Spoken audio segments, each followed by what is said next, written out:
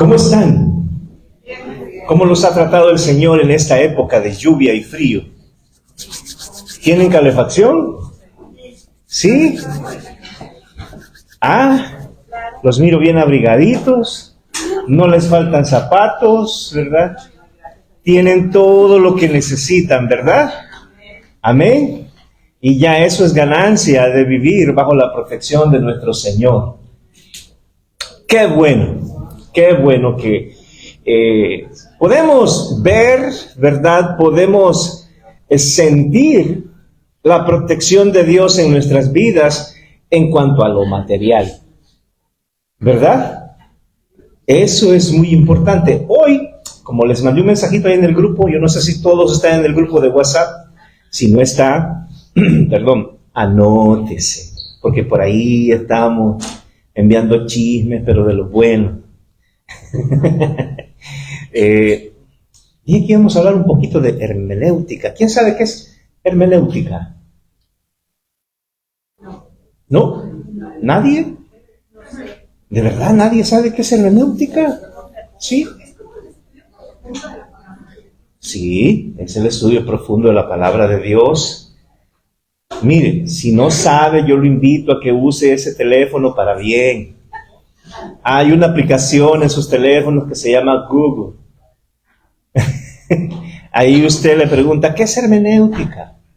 ¿A qué se aplica? Usted puede entender todas esas cosas. Solo necesita buscar la información adecuada. Hermenéutica es una ciencia. Ponga atención a eso, ¿verdad? Ponga atención porque esto no lo va a escuchar en las novelas, en las noticias, ni en las movies de Netflix, ¿verdad? Es más, difícilmente de repente lo va a escuchar en un servicio.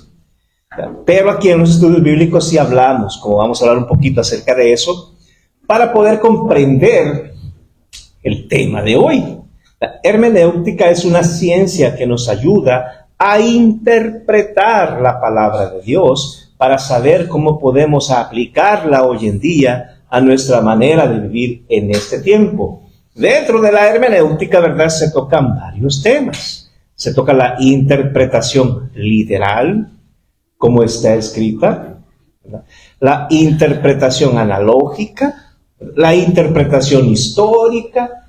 Es decir, todos esos puntos, se habla acerca de la antropología dentro de la Biblia, y todas esas cosas son muy importantes para que ustedes y yo, al ponerlas en práctica a la hora de estudiar la Biblia, aplicar todo ese tipo de cosas es muy importante para que ustedes y yo podamos saber hoy en día qué nos corresponde a ustedes y a mí hacer conforme a la voluntad de Dios. Porque no todo el Antiguo Testamento aplica para nosotros, ni todo el Nuevo. Hay cosas que nos enseña la palabra de Dios profundamente desde Génesis hasta Apocalipsis, que ustedes y yo, como iglesia, necesitamos saber para poder aplicarlas en nuestra vida el día de hoy. Otra vez, esa es la ciencia de la hermenéutica. Hoy vamos a poner en práctica eso, ¿verdad? Por ejemplo, vamos a poner un ejemplo, a ver cómo se aplica. ¿Quiénes conocen los frutos del Espíritu Santo? Es amor, paz. Amor. Paz, paciencia, benignidad,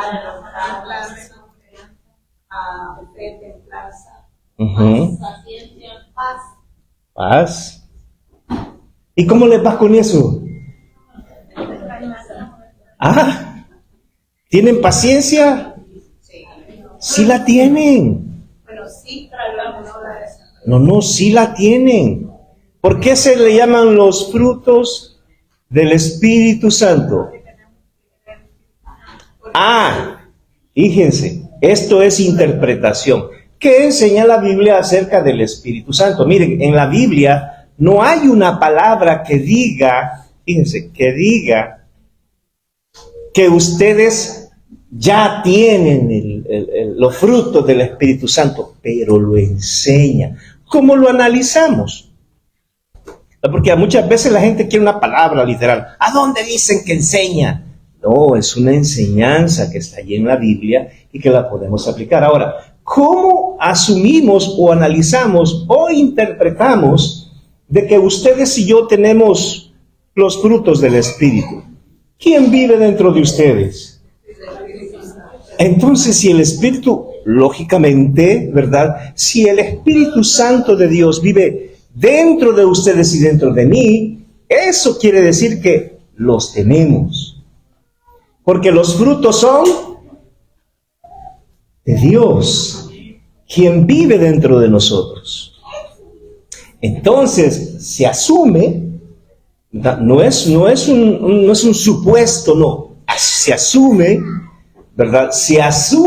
Asumimos que porque el Espíritu Santo de Dios vive dentro de nosotros, los tenemos. Pero el Señor quiere que le creamos. Si usted cree que el Espíritu Santo de Dios vive dentro de usted, entonces usted ya tiene paz, paciencia, benignidad, dominio propio, amor, templanza. ¿Qué más? ¿Se me pasó alguno? Fe, bondad. Ustedes y yo ya tenemos todo eso, pero el Señor quiere, fíjense, para nosotros el día de hoy, que lo practiquemos, que le creamos a Él que ya lo tenemos. ¿Y cuándo usted va a poner en práctica la paciencia? Compartiendo con los hermanos, con el esposo. Con los esposos. ¿Y por qué le tiran a los esposos? Porque es la prueba de fuego. Los esposos. A ver, los hombres allá. Digan algo por Dios. Los hombres aquí. ¿Cómo pueden poner en práctica la paciencia que ya tienen? ¿Verdad? Paciencia. ¿Cómo se practica la paciencia? En la tribulación. Si usted no tiene tribulación, usted no va a saber lo que es paciencia. ¿Qué es tribulación? Bueno, angustia, preocupación. ¿Verdad? Dios nos manda a tener paciencia. También puede ser lo que vivimos día a día, ¿no? Que por decir, cuando queremos llegar a un lugar por culpa de nosotros, y se atraviesa un carro y parece que todo el mundo quiere atravesar en medio. Exacto. ¿Por qué? Porque salen 15 minutos más tarde. Entonces, ¿quién tiene que tener paciencia? ¿Los que van a tiempo o ustedes que van corriendo? ¿Verdad? Es sabio eso de la paciencia, es decir, tienes que tener paz. Para tener paz tienes que salir a tiempo. Y si puedes salir un poquito más, bueno, para que vengas tranquilo, por si hay un accidente. A eso se le llama dominio propio. Pero si usted no tiene control de su tiempo, ¿verdad? Si usted no tiene control de su tiempo, usted siempre va a andar en tribulación. Va a salir a las carreras, ¿verdad? Dios, fíjense, Dios nos ha dado esos frutos para que ustedes y yo tengamos mayordomía, que es el tema de hoy. La mayordomía se aplica en todas esas áreas. Si ustedes y yo no tenemos control de nuestras emociones, de nuestras tareas, de las cosas que debemos de hacer como Dios dice que las hagamos, no vamos a desarrollar esos frutos. Y Dios quiere que los desarrollemos, que nos demos cuenta, que razonemos dónde estamos, quiénes somos, con quién vivimos, cuánto ganamos, si podemos o no podemos. Porque no me vaya a decir, ¿verdad? No me vaya a salir usted con este conocimiento que en el nombre del Señor yo voy a tener esa casa de 3 pisos. sin saber usted cuánto gana y si tiene la posibilidad de comprar. ¿Verdad? A eso se le llama dominio propio. Es decir, de que usted esté consciente de lo que está haciendo. Los jóvenes aquí, qué bueno que hay jóvenes hoy. No me vengan a decir, yo ya quiero novio. De verdad, una cosa es lo que usted quiere y otra cosa es lo que usted puede. Hay un tiempo para todo, dice con sabiduría Salomón. Tiempo para morir, tiempo para vivir. Diríamos a los jóvenes, tiempo para tener novio, tiempo para sufrir. ¿Quieres sufrir? Bueno, no hagas lo que Dios dice. Lo más sabio, ¿verdad? Para los jóvenes, ¿cómo pueden tener dominio propio? Bueno, ¿y puedo? ¿Puedo? ¿Verdad? Porque es la pregunta que le hacen a los padres. Y los padres muchas veces, sí, tú dale. No, pues no van a dar esa dirección. La pregunta es, ¿puedes? ¿Qué es poder? Por ejemplo, una niña de 16 años puede tener sexo. Puede. No, de que puede. ¿Verdad? Y hasta puede tener un niño. La pregunta es, ¿lo puede mantener? ¿Le puede dar de comer? ¿Ya tiene dónde vivir? ¿Tiene su propio techo? ¿O no lo tiene? ¿Ya se vale por sí misma o sí mismo, en el caso de los varones, económicamente? ¿Cuándo un joven puede tener mujer? ¿Ya tiene dónde vivir? ¿O todavía vive con papi y con mami? ¿Ya puede comprar su propia comida? ¿O todavía le dan de comer?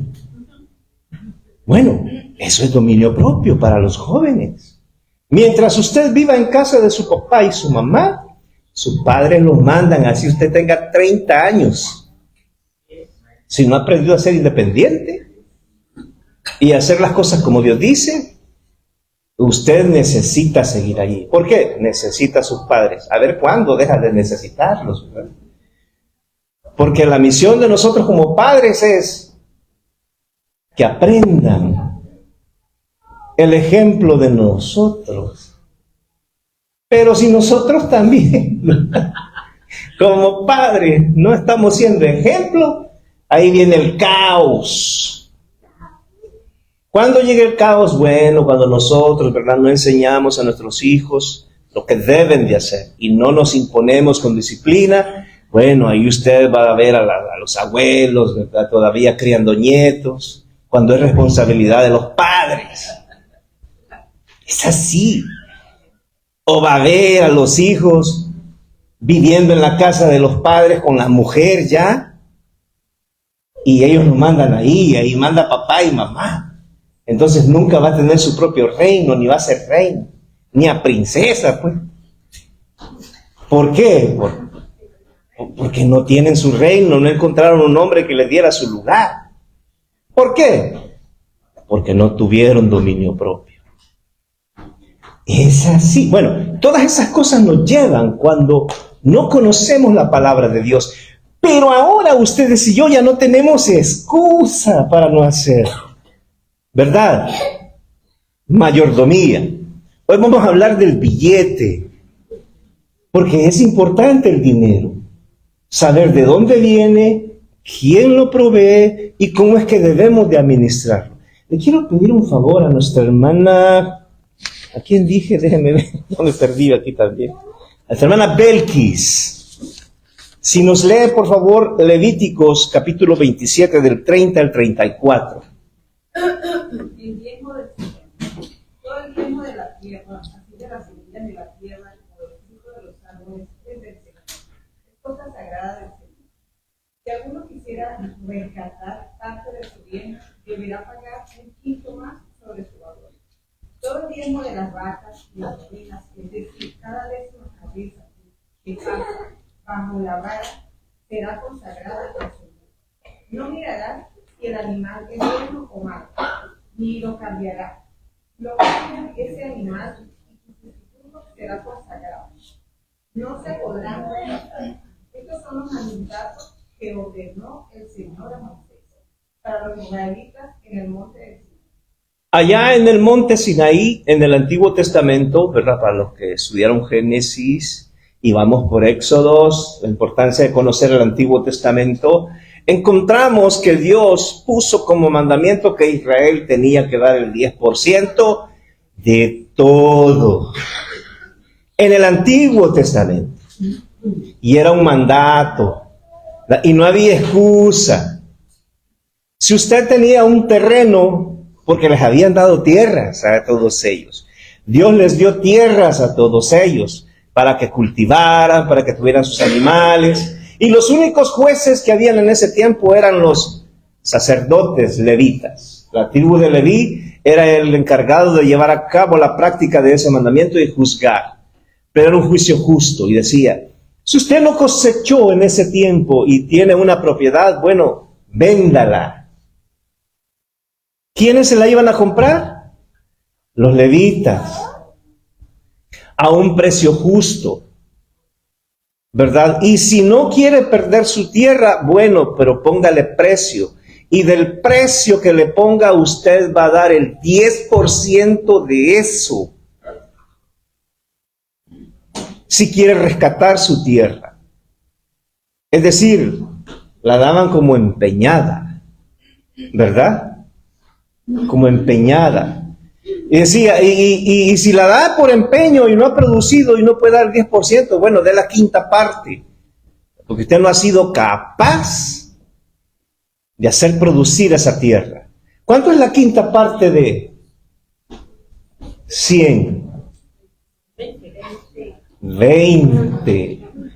O sea, ya no era el 10 el que iban a dar, era el 20%. Y ese era un mandato del Señor. Y todo va a pasar bajo la vara. La vara, ¿verdad? En el Antiguo Testamento se le llama al juicio de Dios, a la ley de Dios. Si nadie está cumpliendo con eso, bueno, todos vamos a juicio. A los israelitas los llevaban a juicio así en cuanto al billete. ¿No les duele la bolsa ahorita? No. ¿Todos estamos bien? Bueno, para allá vamos. Miren. Luego, usted va a verte en Génesis, bueno, ¿cuándo comenzó eso? Con Abraham. Los que estudiaron Génesis, Abraham fue el primero que comenzó a ofrecer el 10%. Y después, en los tiempos de Moisés, Dios instituyó el diezmo para su pueblo escogido. ¿Por qué para su pueblo escogido? No para el mundo, sino para los que Él escogió, para que fueran su pueblo. Israel, el padre comenzó. Los hijos tenían que continuar, es decir, los descendientes de Abraham. Y Dios lo estableció así para ellos. Este mismo principio, hermanos, se aplica hoy, pero con un estándar más alto para usted y para mí. Sí. Dicen que los tiempos de antes del viernes era para ayudar a las mujeres viudas y a los huérfanos. No. En aquel entonces el diezmo era para mantener a la tribu de los levitas. ¿Por qué era para mantener a la tribu de los levitas? Porque a los levitas Dios no les dio tierra. El trabajo que ellos iban a llevar a cabo era en el templo o en el tabernáculo, como se le llamaba en el Antiguo Testamento, y ellos, el trabajo que tenían era enseñar la palabra de Dios y ver de que los israelitas hicieran conforme a la voluntad de Dios en su palabra. Por eso ellos también eran los jueces de Israel. Por supuesto, dentro de esos parámetros, los levitas también eran encargados de cuidar a los pobres, a los necesitados. Por eso las leyes de Dios, ¿verdad? Que son justas para Israel. Ahora, ¿cómo se aplica hoy en día para nosotros? Para nosotros es el mismo principio, pero pues ustedes, ¿verdad? Ustedes y yo como iglesia, vamos a hablar de la iglesia hoy en día, cómo se aplica. Ustedes y yo no tenemos tierra, ¿o sí tienen? ¿Hay alguna parte en la Biblia donde usted haya leído, analizado, encontrado que diga que la iglesia va a heredar el territorio que se le ha dado a Israel? No. No hay ninguna promesa para la iglesia en cuanto a eso. Pero, si usted ha leído, ¿verdad?, el Nuevo Testamento, Dios dice que a usted y a mí, como sus escogidos, no nos va a hacer falta ropa, zapatos, techo, comida, si hacemos las cosas como Él dice. Si usted lo leyó, ¿verdad? Yo sé que usted ha leído ese pasaje cuando Jesucristo dice que no ven los pajaritos, porque el Señor siempre usa metáfora, es decir, algo figurativo para enseñarnos las cosas del reino. ¿No ven los pajaritos que no trabajan? Y mi Padre que está en los cielos les da de comer, y ninguno de ellos va a caer si no es su voluntad. Bueno, ustedes, dijo Jesucristo, valen más que esos pajaritos. Bueno, debemos de confiar en eso, amén. Pero también nos manda a ser mayordomos de esos bienes que Él nos provee. Por ejemplo, yo quisiera que nuestra hermana Miriam, ya que está aquí, ¿verdad?, si busquen su Biblia, ¿verdad?, traigan Biblia. Traigan Biblia, venimos a estudiar Biblia. Lucas 16:16. A ver si me le ayudan allá la hermana. Lucas. El Evangelio según San Lucas, capítulo 16. Búsquenlo ustedes también. O la hermana Miriam lo va a leer, y si se pone de pie, hermana, para que lo lea. Lucas capítulo 16, versículo 16.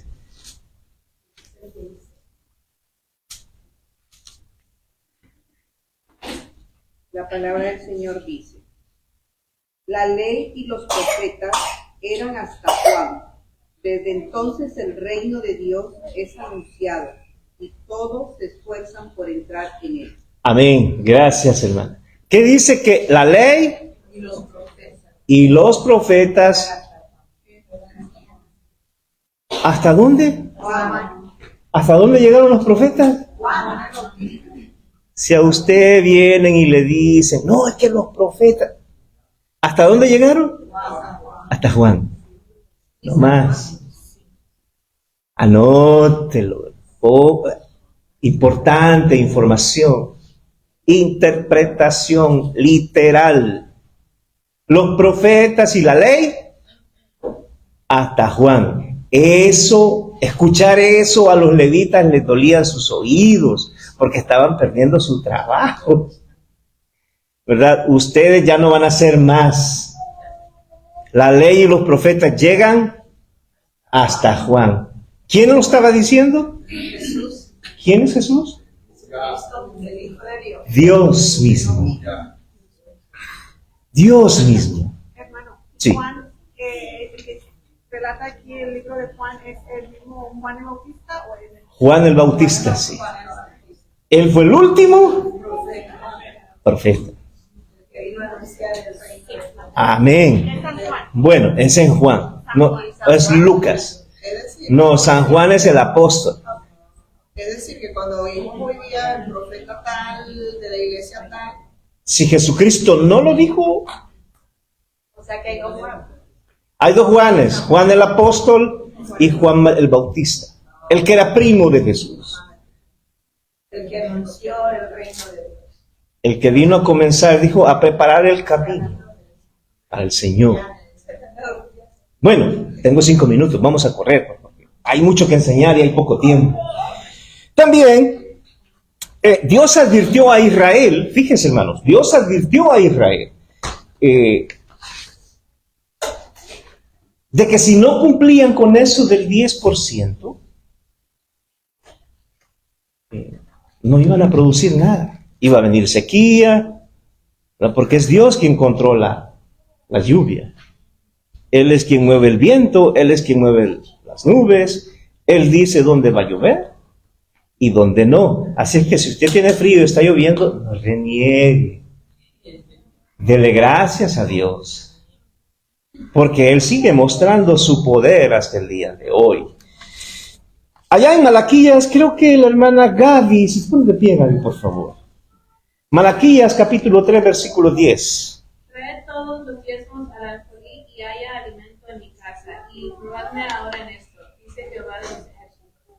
Si no os abriré las ventanas de los cielos y derramaré sobre vosotros bendición hasta que sobreabunde. Amén.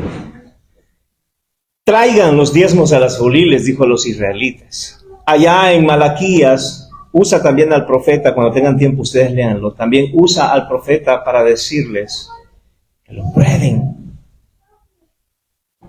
¿Por qué? Porque, sí, pruébenme, ¿verdad? Pruébenme, a ver si no puedo yo darles más de lo que les pido. ¿Verdad? Era para cuidar a una tribu y para cuidar a los más necesitados. Era una prueba para ellos. Los israelitas no lo estaban haciendo, se estaban volviendo tacaños, avaros. Tenían un egoísmo profundo. Solo pensaban en ellos. Es más, ya ni estaban enseñando lo correcto acerca de la palabra de Dios. Luego, vamos a ver, nuestra hermana Yuraima, ya está. Vamos a ver qué dice Dios para nosotros el día de hoy, rapidito. Lucas, nuestra hermana Yuraima, capítulo 12, del 42 al 48. Escuchen. Lucas, capítulo 12, versículo 42. Y dijo el Señor: ¿Quién es el mayordomo fiel y prudente al cual su Señor pondrá sobre su casa para que a tiempo le dé su ración? Bienaventurado aquel siervo al cual, cuando su Señor venga, le halle haciendo así. En verdad os digo que le pondré sobre todos sus bienes. Le pondrá sobre todos sus bienes.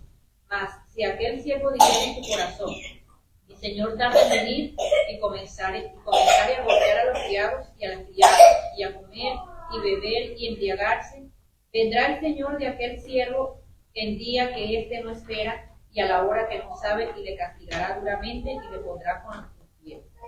Aquel siervo que, conociendo la voluntad de su Señor, no se preparó ni hizo conforme a su voluntad, recibirá muchos azotes.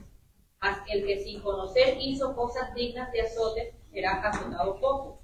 Porque todo aquel a quien se haya dado mucho, mucho se le demandará, y al que mucho se le haya confiado, más se le pedirá. Al que mucho, ¿verdad?, se le haya confiado, más se le pedirá. Es decir, hermanos, miren, ¿cómo aplica hoy en día esto para nosotros?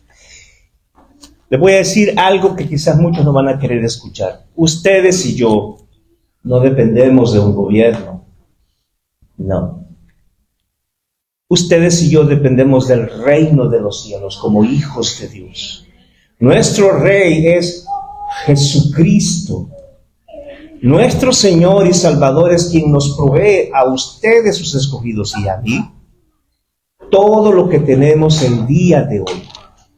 Hoy en día, ¿verdad?, se pide en la iglesia de repente el diezmo porque hay personas que no tienen mucho conocimiento y solo conocen el Antiguo Testamento.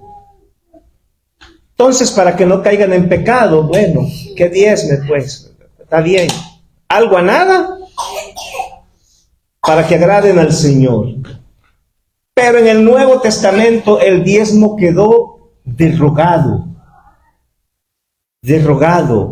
¿Por qué? Porque la ley y los profetas fueron hasta Juan. El templo fue destruido, ya no tienen dónde más ofrecer sacrificio, Dios ya no se manifiesta allí en ese templo. ¿Por qué? Porque ahora vive dentro. Ahora es la ofrenda. ¿Y qué es la ofrenda?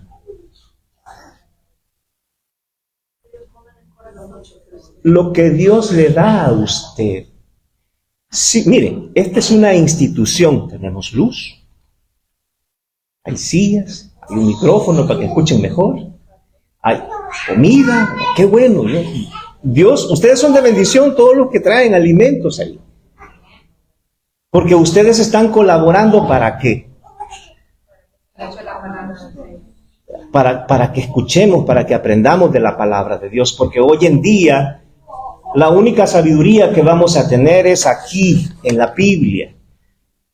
Y nosotros como maestros somos responsables de enseñarles lo que es y lo correcto. Pero esta institución no se mantiene sola. Nosotros no somos la tribu de Leví. Pero el Señor dice en su palabra que usted es más bendecido si da a que reciba. Es decir, que el que recibe está siendo de bendición. No, está siendo bendecido. ¿Y quién lo está bendiciendo? El hermano que da. ¿Y qué hace Dios con el dador alegre? Lo bendice. Es decir, le da más. Porque razonablemente, ¿verdad? Dios le está diciendo a usted, bueno, si te doy para comer y no te falta lo que necesitas, bueno, mira primero a los de tu congregación a ver quién necesita. Pero en cuanto a lo que necesita, hay que ver qué es lo que necesita, ¿verdad? Si necesita consejo para que aprenda a administrar su dinero, ¿verdad? Si necesita dinero porque no tiene en ese momento, bueno, por eso somos una organización organizada.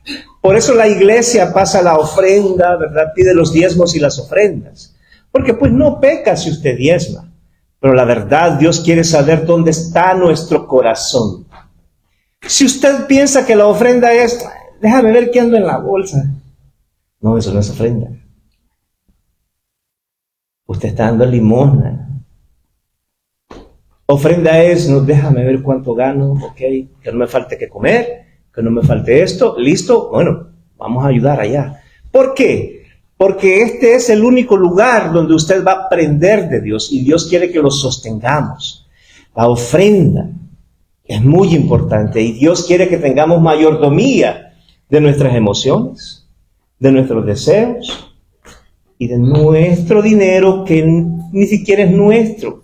Como hemos aprendido del Señor es la tierra y su plenitud. Así es que no tenga miedo, se escucha amenazas por ahí, que lo voy a deportar, que no tenga miedo. Porque del Señor es la tierra y su plenitud. Y Él ha prometido que no nos va a faltar nada. Si hacemos su voluntad, hermanos, los frutos del Espíritu ya los tenemos. Practiquémoslos. Seamos misericordiosos, seamos justos.